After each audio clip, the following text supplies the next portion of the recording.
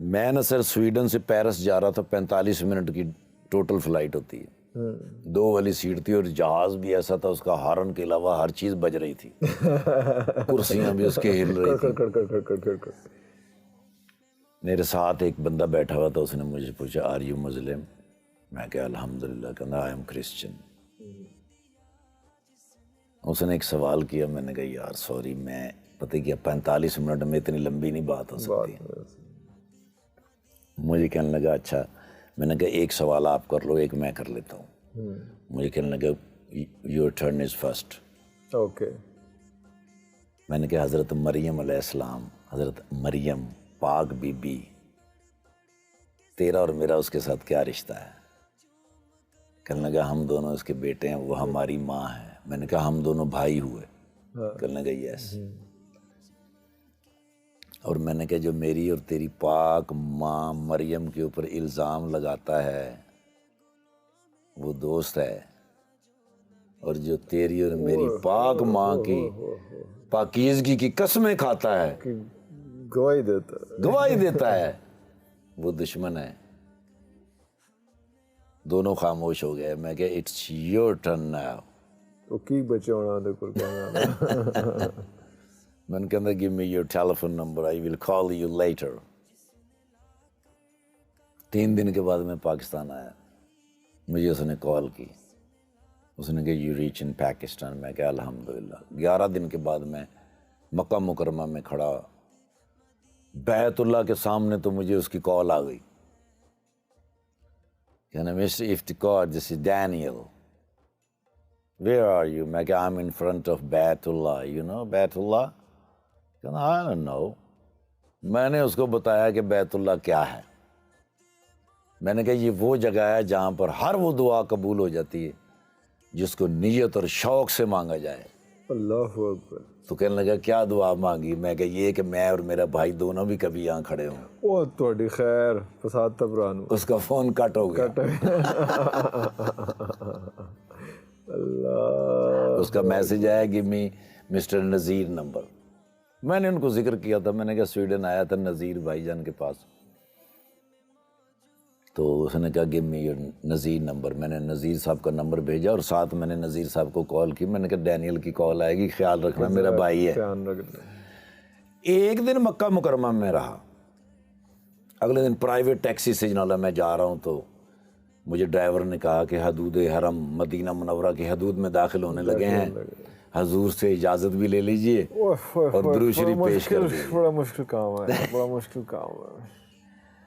وہاں حضور سے اجازت لی، مانگی، درود شریف پڑھا۔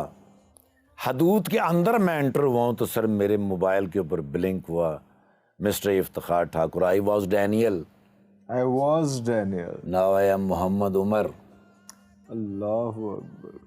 and you are in بیت اللہ، please pray for me۔ Pray for me۔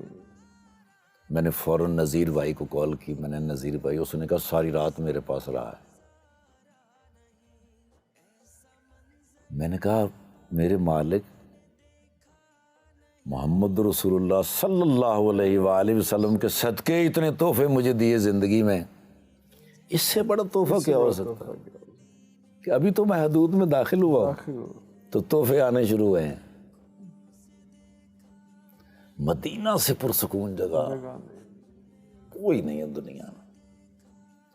3 4 مہینے کے بعد جب میں وہاں گیا سویڈن، میں نے جا کے محمد عمر سے ملاقات کی، انہوں نے کہا گھر سے مجھے نکال دیا۔ کوئی نہیں خیر۔ میں نے ابھی یہ چھوٹا سا سٹور ڈالا ہے، اسی سٹور کے اوپر رہتا ہوں، اسی پہ رہتا ہوں، وہیں پہ کام شام۔ یس۔ 1 سال کے بعد وہ پاکستان آیا میرے پاس، تو ہماری ایک سٹار تھیں یہاں کی، بہت اچھی سٹار، سنگر بھی تھیں اور اداکارہ بھی بہت کمال تھی۔ میں نے ان سے ایک دفعہ پوچھا، میں نے کہا شادی کیوں نہیں کرتی؟ انہوں نے کہا میری ماں ہے، ماں کا خیال کون رکھے گا؟ میں کہا ماں جب دنیا سے چلی جائے گی، جانا تو ہے ہی، تمہارا خیال کون رکھے گا؟ ان سے میری ملاقات ہوئی تو انہوں نے کہا امی بہت بیمار ہیں۔ میں نے کہا امی تو بیمار ہیں ہی ہیں، میں نے جو بات کی تھی اس کے بارے میں کیا سوچا؟ انہوں نے کہا دیکھیں بڑا مشکل ہوتا ہے کسی شوبز کی لڑکی کا کسی کے ساتھ نکاح کر لینا اور اس کے بعد تانے سہنا ساری زندگی. میں نے کہا پھر بتاؤ کیا کرنا ہے, ہونا تو یہ چاہیے. اس نے کہا ٹھاکر بھائی آپ مجھ سے جتنا پیار کرتے ہیں, جتنا میرا احترام کرتے ہیں, جتنی میری ماں کا احترام کرتے ہیں, میں نے یہ سب کچھ آپ کے ذمہ کر دیا,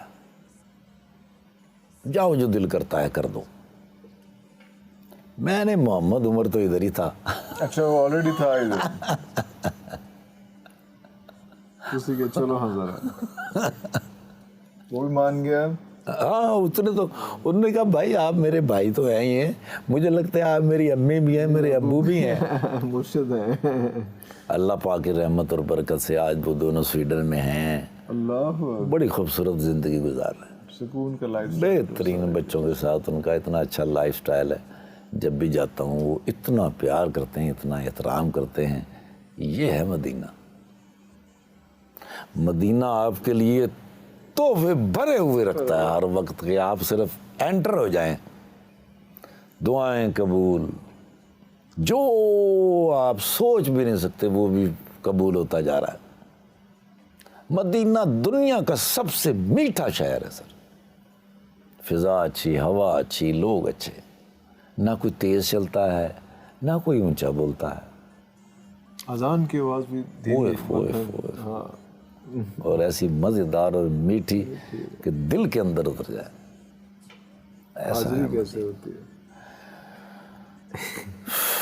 اس کی ہمت کہاں سے آتی ہے؟ وہ نہیں آتی سر, نہیں آتی ہے. باب السلام سے میں داخل ہوتا ہوں, کالے میں دیکھتا ہوں لمبے لمبے قد کے, ان کے پیچھے چھپتا چھپتا میں حضور کے سامنے سے گزرتا. میرا چہرہ اس قابل نہیں ہوتا کہ میں حضور کے سامنے سے گزروں اور وہ میرا چہرہ دیکھ لے.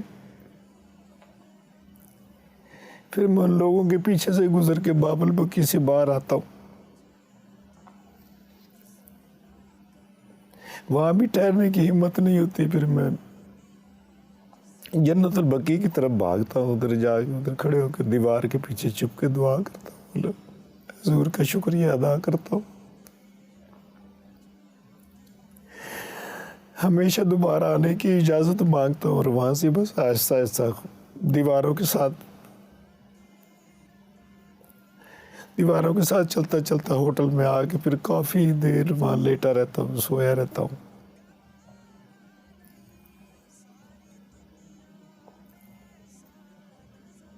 بڑی مشکل سے دوبارہ ہمت ہوتی ہے کہ میں مسجد نبوی میں جا کے نماز ادا کروں.